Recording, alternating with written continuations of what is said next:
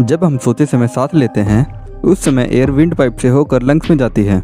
इस पैथवे का सबसे पतला हिस्सा गर्दन के पीछे होता है और जब हम जाग रहे होते हैं तो मसल इस पैथवे को चौड़ा बनाए रखती है, लेकिन जब हम सो रहे होते हैं तो मसल रिलैक्स हो जाने के कारण यह पैथवे पतली हो जाती है, जिसके कारण अंदर आ रही हवा गले में वाइब्रेशन क्रिएट करने लगती है और यही कारण होता है खराटे लेने का।